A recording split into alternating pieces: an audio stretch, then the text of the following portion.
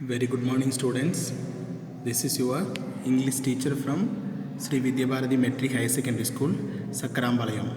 Yes, students, for the past classes, I have been explaining you reported speech. In this topic, we came to know how to change a direct sentence into indirect sentence and what are all the changes we had to made when we change the direct sentence into indirect sentence. Then in the previous class, I explained you how an interrogative sentence can be changed. How an interrogative sentence can be changed. That is, there are two types of interrogatives. One is yes or no type question and another one is WH type question.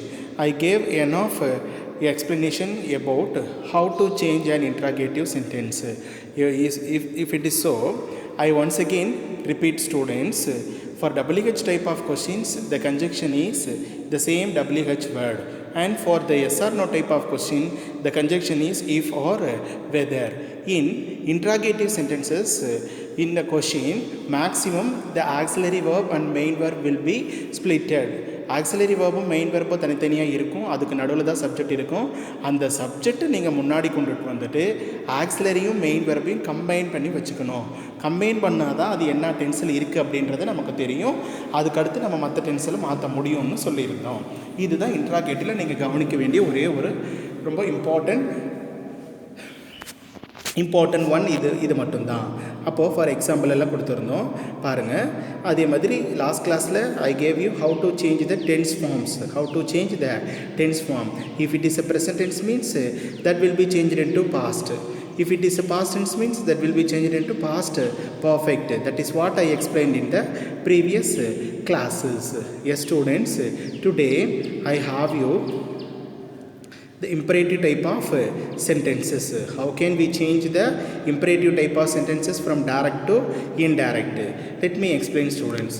இப்போ பார்த்தீங்கன்னா imperative type of sentences எப்படி change பண்ணுறதுன்னு பார்க்கலாம். That is very simple to understand. Yes, first one, he said to me, please help me. Imperativesனா என்ன இருக்கும்? தமிழ் அதுக்கு meaning என்ன சொல்லுவாங்க அப்படின்னா கட்டளை வாக்கியம் அப்படின்னு சொல்லுவோம். என்னது கட்டளை வாக்கியம்? ஒரு advice, order, request, command, suggestion, இந்த மாதிரி இருக்கிறது எல்லாத்தையும் தான் நம்ம இம்பரேட்டிவ்ஸ் அப்படின்னு சொல்லுவோம். தமிழில் கட்டளை வாக்கியம். இப்போ எக்ஸாம்பிள் பாருங்கள். he said to me, please help me.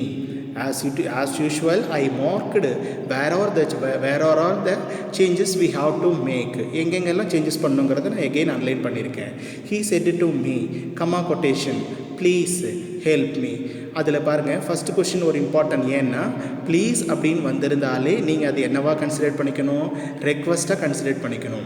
அப்போ ப்ளீஸ்ன்ற வேர்டு ரெக்வஸ்ட்டுன்னு கன்சிடர் பண்ணிக்கணும். அப்படியே பாருங்கள், ரிப்போர்ட்டிங் வெர்பை எப்படி மாற்றுறோன்னு சொல்லிட்டு நீங்கள் இந்த டைமில் அந்த டேபிள் காலமாக ஞாபகம் வச்சுக்கணும். இம்பரேட்டிவ் டைப் ஆஃப் சென்டென்சஸில் செட்டு டு எது வந்திருந்தாலும் அந்த இம்பரேட்டிவ்க்கு தகுந்த மாதிரி இப்போது கொடுத்துருக்கிற இம்பரேட்டிவ் ஒரு அட்வைஸ் அப்படின்னா செட்டு டு அப்படின்றத நீங்கள் அட்வைஸ்டுன்னு மாற்றணும். இப்போ அது ஒரு கமாண்டாக இருந்தது அப்படின்னா கமாண்டட் மாற்றணும். ஆர்டராக இருந்ததுன்னா ஆர்டர்ட் அப்படின்னு மாற்றணும். இவ்வளோ தான் இம்பரேட்டிவில் நீங்கள் பண்ண வேண்டியது. அப்போது he said to me, please help me. என்ன டைப் ஆஃப் இம்பரேட்டிவ்னு நான் சொல்லிட்டேன், ஏன்னா அது ஒரு ரெக்வஸ்ட்டு. அதனால் இங்கே பாருங்கள், he said to meல said to அப்படின்றது என்னென்னு மாறி இருக்குது? ரெக்வஸ்டடுன்னு மாறி இருக்குது. என்னென்னு மாறி இருக்குப்பா? ரெக்வஸ்டடுன்னு மாறி இருக்குது. அப்போ he requested me to. எதுக்கு டூ யூஸ் பண்ணியிருக்கோம்? இம்பரேட்டிவ் டைப் ஆஃப் சென்டென்சஸ்க்கு கன்ஜெக்ஷன் ரெண்டு தான். ஒன்று டூ இல்லைன்னா நாட் டூ. Not to. இப்போது பாசிட்டிவ் இம்பரேட்டிவ்ன்றதுனால நான் அங்கே கன்ஜெக்ஷன் டூ யூஸ் பண்ணிக்கிட்டேன். பாருங்கம்மா, கொஸ்டினில் இருக்கிற ப்ளீஸு அங்கே ரெக்வஸ்டடுன்னு மாறிடுச்சு. அதனால் கன்ஜெக்ஷன் டூ யூஸ் பண்ணிட்டோம். அடுத்தது டூக்கு அப்புறம் வேறு யார் வரணும்? வேர்பு தான். அப்போ வேர்பு, கொஸ்டினில் வேர்பு என்னன்னு பாருங்கள், ஹெல்ப் அப்படின்றது தான் வேர்பு. அதனால் அந்த டூக்கு அடுத்தது நீங்கள் ஹெல்ப் யூஸ் பண்ணிக்கணும். he requested me to help him. மீன்றது யார்? அவனை குறிக்கிறது. he said to me, அவன் அந்த மீன் ரெஃபர் பண்ணுறது ஹீயை குறிக்கிறது. அதனால தான் அந்த இடத்துல நம்ம ஹிம்னு மாற்றிக்கிட்டோம். இப்போ பாருங்கள், he requested me to help him. He requested me to help him. இதில் ஒரு இம்பார்ட்டன்ட் விஷயம் என்ன அப்படின்னா, இம்பரேட்டிவ் டைப் ஆஃப் சென்டென்சஸில் நீங்கள் டென்ஸ் சேஞ்சஸ் பண்ண வேண்டிய அவசியம் இல்லை. செகண்ட் சென்டென்ஸ் பாருங்கள், ஷீ செட் டு ஹிம். அவகிட்ட சொன்னால், you should work hard for exam. You should work hard for exam. அப்போது இதுலேயும் செட் டு சேஞ்ச் பண்ணணும். கமா கொட்டேஷன் எடுத்துகிட்டு கன்ஜெக்ஷன் வரணும். இன்வெர்டட் கமாஸில் கொடுத்துருக்கிறது பாருங்கள், you should work hard for exam. எக்ஸாம்னா நீங்கள் என்ன நினச்ச, அதுக்கு ரொம்ப ஹார்ட் ஒர்க் பண்ணணும் அப்படிங்கிறாங்க. இங்கே பாருங்கள், நான் உங்களுக்கு ஒரு விஷயம் சொல்கிறேன். ஷுட் அப்படி இருக்கிறதுனால அதை நான் சஜஷனாக கன்சிடர் பண்ணிக்கிறேன். If the sentence contains should, so you consider it as a suggestion. சஜஷனாக நீங்கள் நினச்சிக்கோங்க அப்படின்னு சொல்கிறோம். அப்போது செட் டு அப்படின்றது என்னென்னு மாறும், சஜஸ்டட் அப்படின்னு மாறும். எப்படி, she suggested him. Conjunction comma கொட்டேஷனை ரிமூவ் பண்ணிவிட்டு அந்த இடத்துல கன்ஜெக்ஷன் ஆட் பண்ணிக்கலாம். என்ன கன்ஜெக்ஷன் இருக்கும் அப்படின்னா, டூன்ற கன்ஜெக்ஷன் தான். இதுவும் பாசிட்டிவ் இம்பரேட்டிவ், அதனால் டூ கன்ஜெக்ஷன். பாருங்கள், C suggested him to. Again அந்த சென்டென்ஸில் இருக்கிற வேர்ப் என்னன்னு பாருங்கள் பார்க்கலாம். You should work hard for exam. Work hard அப்படின்றது தான் அந்த இடத்துல வேர்பு. அப்போ அந்த வேர்புக்கு முன்னாடி மட்டும் நீங்கள் டூ யூஸ் பண்ணிட்டால் போதும். அப்போ she suggested him to work hard for exam.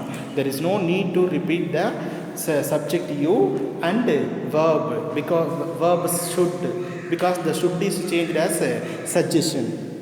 So the answer is, she suggested him to work hard for exam. பாருங்கள், அந்த யூவையும் ஷுட்டையும் நீங்கள் ரிப்பீட் பண்ண வேண்டியதில்லை. ஏன்னா அந்த ஷுட்டு தான் சஜஷன் அப்படின்னு சொல்லி வந்திருக்கு. மெயின் வர்பு என்னன்னு பார்த்தீங்கன்னா ஒர்க்கு. அந்த ஒர்க்குக்கு முன்னாடி நீங்கள் டூ ஆட் பண்ணிட்டால் போதும். அப்போது she suggested him to work hard for exam. she suggested him to work hard for exam. என்ன இருந்தாலும் சரி, யார் சப்ஜெக்டாக இருந்தாலும் சரி, நாம் அதை கன்சிடர் பண்ண வேண்டியது கிடையாது. நீங்கள் என்ன பண்ணணும் அப்படின்னா, அந்த கமா கொட்டேஷனுக்கு அடுத்தது கமா கொட்டேஷன் இருக்கிற இடத்துல டூ வேர்ப் கன்ஜெக்ஷன் வந்துடணும். கன்ஜெக்ஷனுக்கு அப்புறம் நீங்கள் வேர்பு மட்டும் எழுதுனா போதும். கன்ஜெக்ஷனுக்கு அப்புறம் வேர்பு மட்டும் எழுதுனா போதும். அப்போ கொஸ்டினில் இருக்கிற வேர்ப் என்னன்றதை மார்க் பண்ணிக்கோங்க. ஆன்சர் பாருங்கள், she suggested him to work hard for exam. அடுத்த third one, they said to him do not tell a lie. they said to him do not tell a lie. அவங்க சொன்னாங்க, அவங்ககிட்ட பொய் சொல்லாதே அப்படின்னு சொன்னாங்க. அப்போது பொய் சொல்லக்கூடாது அப்படின்றது பாருங்கள் அட்வைஸ் அப்படின்னு நான் கன்சிடர் பண்ணிக்கிறேன். தென் ஒன் மோர் திங், இங்கே சென்டென்ஸ் டூ நாட்லன்னு ஆரம்பிக்குதான் பாருங்கள். டூ ஹெல்ப் மீ அப்படின்னா டூன்னா அது பாசிட்டிவ், டோன்ட் அப்படின்னா அது நெகட்டிவ். அப்போ நெகட்டிவ் இம்பரேட்டிவ்ஸ் கன்ஜெக்ஷன் என்ன வரும், நாட் டு வரும். அப்போ சென்டென்ஸை ரீட் பண்ணுற பாருங்க, they said to him do not tell a lie.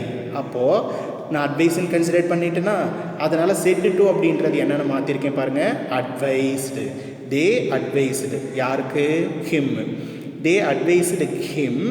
இந்த டூ நாட் அப்படின்றது தான் கீழே என்ன கன்ஜெக்ஷனாக மாறுதுன்னு பாருங்கள், நாட் டூன்னு மாறுது. இது வரைக்கும் பாருங்கம்மா, டூ மட்டும் கன்ஜெக்ஷனாக யூஸ் பண்ணியிருப்பேன். இங்கே என்னது, நாட் டூ யூஸ் பண்ண போகிறேன்.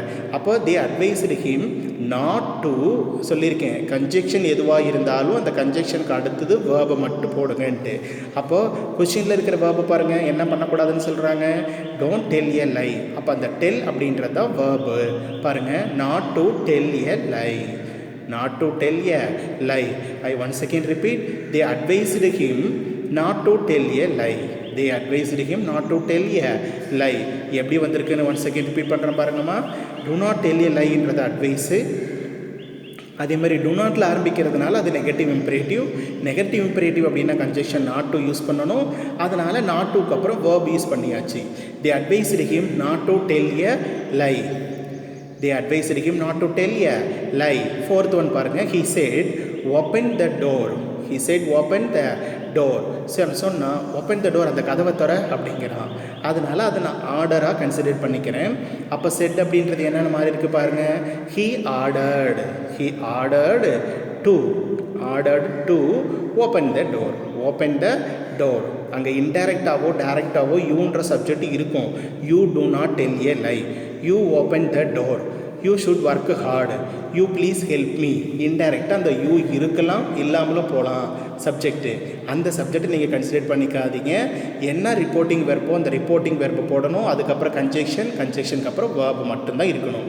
அப்போ பாருங்கள், he said open the door answer எப்படி எழுதிக்கலாம்? he ordered to open the door. To open the door. That is very simple because there is no need for any tense changes.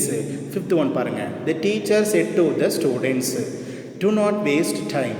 Teacher students கிட்ட சொல்கிறது maybe அது என்னவா இருக்கும்? ஆர்டராகவும் இருக்கலாம், அட்வைஸாகவும் இருக்கலாம். நான் இதை அட்வைஸ்ன்னு எடுத்துக்கிறேன். அப்போது the teacher advised the students not to waste time. The teacher advised the students not to waste time. பாருங்கள், said to advised மாறிடுச்சு, நெகட்டிவ் இம்பரேட்டிவ், அதனால் நாட் டு யூஸ் பண்ணியிருக்கேன். நாட் டூக்கு அப்புறம் வந்தது என்னது? verb. அப்போ not to waste time. Sixth one பாருங்கள். The captain said to the soldiers, go fast and attack. Go fast and attack. Answer பாருங்கள். the கேப்டன் சோல்ஜர்ஸ் கிட்ட சொல்கிறது என்னவா இருக்கும் அப்படின்னா ஒரு கமாண்டாக தான் இருக்கும். அதனால் நான் என்னவா மாற்றிட்டேன் பாருங்கம்மா. the captain said to அப்படின்றது கமாண்டட்னு மாற்றியாச்சு. யார் கமாண்ட் பண்ணார்? the soldiers. the captain commanded the soldiers go fast and attack. இது பாசிட்டிவ் இம்பரேட்டிவா நெகட்டிவ் இம்பரேட்டிவா? சீக்கிரம் வாங்க, வேகமாக போங்க, அட்டாக் பண்ணுங்க, பாசிட்டிவ் இம்பரேட்டிவ். அதனால கன்ஜெக்ஷன் டூ யூஸ் பண்ணிக்கிட்டேன். அதில் வேர்பு என்னன்னு பார்த்தீங்கன்னா ரெண்டு தான் வேர்பு. கோ வேர்பு அண்ட் அட்டாக்ன்றது ஒரு வேர்பு. அதனால பாருங்கள், the soldiers to go fast and attack. to go fast and attackன்னு யூஸ் பண்ணியாச்சு. வேறு எந்த சப்ஜெக்டாக இருந்தாலும் நீங்கள் கன்சிடர் பண்ண வேண்டியது கிடையாது. Seventh one, he said to me post this letter at once. இந்த லெட்டர் கொண்டு போய் உடனே போட்டுட்டு வா அப்படின்னு சொல்கிறாரு. இதுவும் ஒரு ஆர்டர் தான். அப்போ said toன்றது என்னென்னு மாறி இருக்குது பாருங்கள். he ordered me. he ordered me. I once again repeat, comma quotation இருக்கிற இடத்துல டூ யூஸ் பண்ணிக்கணும் கன்ஜெக்ஷன். ஏன்னா அது பாசிட்டிவ் இம்பரேட்டிவ்ன்றதுனால டூ யூஸ் பண்ணியாச்சு. அடுத்த வேர்பு என்ன? போஸ்ட் அப்படின்றது தான் வேர்பு. அப்போ he ordered me to post that letter at once. he ordered me to post that letter at once. இதில் இம்பரேட்டிவ் டைப் ஆஃப் சென்டென்சஸில் நீங்கள் ஞாபகம் வச்சுக்க வேண்டிய ஒரு விஷயம் நல்லா பாருங்கம்மா. இம்பரேட்டிவ்ஸில் டூ டைப் ஆஃப் இம்பரேட்டிவ்ஸ் இருக்கும். ஒன்று பாசிட்டிவ் இம்பரேட்டிவ், இன்னொன்று நெகட்டிவ் இம்பரேட்டிவ். பாசிட்டிவ் இம்பரேட்டிவ்ஸ்க்கு கன்ஜெக்ஷன் டூ, நெகட்டிவ் இம்பரேட்டிவ்ஸ்க்கு கன்ஜெக்ஷன் நாட் டூ. அடுத்து இன்னொரு important point, imperative type of சென்டென்சஸில் டென்ஸ் சேஞ்சஸ் பண்ணக்கூடாது. No tense changes in imperative type of sentences. சரி, கொடுத்துருக்கிற சென்டென்ஸ் அது என்ன டைப் ஆஃப் இம்பரேட்டிவ் நம்ம எப்படி ஐடென்டிஃபை பண்ணுறது? நல்லா கவனிச்சுக்கோங்க. ஸ்பீக்கர் லிசனரை பார்த்தாலே நம்ம ஐடென்டிஃபை பண்ணிக்க முடியும். ஒரு டீச்சர் ஸ்டூடெண்ட் அப்படின்னா அட்வைஸ்டாகவும் இருக்கலாம், ஆர்டராகவும் இருக்கலாம். ஒரு கமாண்டரும் ஒரு சோல்ஜர் இருக்காங்க அப்படின்னா அங்கே கண்டிப்பாக ஒரு ஆர்டராக இருக்கலாம். இல்லை ஸ்டூடெண்ட்ஸ் டீச்சர் சொல்கிறது ஒரு சஜஷனாக கூட இருக்கலாம். அதில் சில கீ பாயிண்ட்ஸ் பாருங்கள். ப்ளீஸ் அப்படின்ற வேர்டு வந்துச்சுனாலே அது request type of imperative. Please வந்திருந்தாலே அங்கே ரெக்வஸ்ட் யூஸ் பண்ணணும். அடுத்தது ஷுட்டு இல்லை ஷல்லு. ஷுட்டு இல்லைன்னா ஷல் இருந்தால் அது சஜஷனாக கூட நீங்கள் கன்சிடர் பண்ணிக்கலாம். சஜஷனாக கூட நீங்கள் என்ன பண்ணிக்கலாம்? கன்சிடர் பண்ணிக்கலாம். இதுதான் இம்பரேட்டிவ் டைப் ஆஃப் சென்டென்சஸோட சேஞ்சஸ் அப்படின்றது இவ்வளோ தான். இதில் நல்லா ஞாபகம் வச்சுக்கோங்கன்னா இது ரொம்ப ரொம்ப ஈஸி தான் சேஞ்ச் பண்ணுறது. சரி, இன்னிலிருந்து உங்களுக்கு பார்த்தீங்க அப்படின்னு சொன்னால் சில ப்ராக்டிஸிங் சென்டென்சஸ்ன்னு கொடுத்துருக்கேன். எப்படி ப்ராக்டிஸிங் சென்டென்சஸ்ன்னு பாருங்கள் தான். இது தான் இங்கே இருக்கிற இந்த 1 to 8 வரைக்கும் இருக்கிறது தான் இம்பரேட்டிவ் டைப் ஆஃப் சென்டென்சஸில் எக்ஸசைஸ் ப்ராக்டிஸ் பண்ணுறதுக்கு. சென்டென்ஸ் படிக்கிறேன் பாருங்கள். he said to me give me some money. he said to me give me some money. இது என்ன இம்பரேட்டிவாக இருக்கும்? பாசிட்டிவ் இம்பரேட்டிவ் தெரியும். வேறு என்ன கேட்கலாம்? ரெக்வஸ்ட் யூஸ் பண்ணிக்கலாம். கிவ் மீ சம் மணி, எனக்கு கொஞ்சம் பணம் கொடு அப்படின்னு கேட்குறோம். நாம் அதை அட்வைஸாக கேட்க மாட்டோம், ஆர்டராகவும் கண்டிப்பாக கேட்க மாட்டோம், சஜஷனாகவும் கேட்க மாட்டோம். அப்போ பணம் கொஞ்சம் கொடு அப்படின்னு கேட்குறது ரெக்வஸ்ட்டுன்னு கன்சிடர் பண்ணிக்கோங்க. அப்போது நான் சொல்லிடுறேன், நீங்கள் ஒர்க் அவுட் பண்ணிக்கலாம். he said to me give me some money. அது இம்பரேட்டிவில் request type of sentence. Second one பாருங்கள். the teacher says don't make noise. Teacher ஸ்டூடெண்ட்டுக்கிட்ட சொல்கிறாங்க. அப்போ யார் என்னவாக இருக்கும்? அது ஆர்டராக இருக்கும், இல்லை அட்வைஸாக இருக்கும். இதில் பாருங்கள், டூ நாட் மேக் ஏ நாய்ஸ்ன்றது நெகட்டிவ் இம்பரேட்டிவ். அப்போது நீங்கள் அதை ஆர்டராக கன்சிடர் பண்ணிக்கோங்க, ப்ளஸ் நெகட்டிவ் இம்பரேட்டிவ். அதில் வேர்ப் எதுன்னு பார்த்தீங்கன்னா மேக் அப்படின்றது தான் verb. Third sentence, the sister said to her younger brother don't dirty your clothes while playing. don't dirty your class while playing. இப்போ இது பாசிட்டிவ் இம்பரேட்டிவா நெகட்டிவ் இம்பரேட்டிவா? டோன்ட்டில் ஆரம்பிக்கிறதுனால நெகட்டிவ் இம்பரேட்டிவ். ஸோ கன்ஜெக்ஷன் என்ன வரணும்? நாட் டு வரணும். அந்த கொடுத்து இன்வெர்டட் கமாஸில் கொடுத்துருக்கிறதோட வேர்ப் எதுன்னு பார்த்தீங்கன்னா டர்ட்டி. டர்ட்டி அப்படின்றது என்னதுப்பா இங்கே வேர்பு. அப்போது சிஸ்டரு பிரதர்கிட்ட சொல்கிறது ஆர்டராகவும் இருக்கலாம், அட்வைஸாகவும் இருக்கலாம். அப்போ நீங்கள் அது என்னன்னு கன்சிடர் பண்ணிவிட்டு அதை மாற்றிக்கோங்க. The nurse said to the little boy, have the soap made by your mom. Have the soup made by your mom. அந்த நர்ஸ் பாய்கிட்ட கேட்டாங்க, அந்த சூப் யார் அம்மா ரெடி பண்ணாங்களா அப்படின்னு கேட்டாங்க. அடுத்தது have the soup made by your mom. Have the soup made by your mom. Yes students, இந்த fourth one இருக்கட்டும். fifth one பாருங்கள். The businessman said, get out of my office. என் ஆஃபீஸை விட்டு வெளியில் போடா அப்படின்னு சொல்லி அந்த பிஸ்னஸ்மேன் சொல்கிறான். இது ஆர்டராக கூட இருக்கலாம். கெட் அவுட்னா வெளியில் போ அப்படின்றது, அதனால் இது பாசிட்டிவ் இம்பரேட்டிவ். சிக்ஸ்த் ஒன் பாருங்கள். The lion said, don't tease the king of jungle. Lion என்ன சொல்லுதுன்னா கிங் ஆஃப் த ஜங்கிளை வந்து டீஸ் பண்ணாதே அப்படிங்கிறோம். அப்போ இது வந்து ஒரு அட்வைஸ் இல்லை ஆர்டராக இருக்கலாம். டோ நாட்டில் ஆரம்பிச்சிருக்கிறதுனால அது நெகட்டிவ் இம்பரேட்டிவ். அடுத்து seventh one. She said to her teacher, give me lots of assignments. எனக்கு நிறைய அசைன்மெண்ட் கொடுங்க அப்படின்னு சொல்லி கேட்குறாங்க. அது ரெக்வஸ்ட்டாக இருக்கலாம், இல்லை ரெக்வஸ்ட் தான். டீச்சர்கிட்ட சொல்லும்போது அது ரெக்வஸ்ட்டு தான். எயித் ஒன், அது positive imperative. Eighth one, they said never hurt the feelings of your friends. Never hurt the feelings of your friends. நல்லா கவனிங்க, இது வரைக்கும் டோன்ட் வந்தது, அதனால் நெகட்டிவ் இம்பரேட்டிவ் சொல்லி சொன்னீங்க. இதில் never hurt the feelings of friends அப்படின்றது ஒரு அட்வைஸு. அதுவும் என்ன அட்வைஸு? ஹர்ட் பண்ணுங்க அப்படின்னு சொன்னால் அது பாசிட்டிவ் இம்பரேட்டிவ்.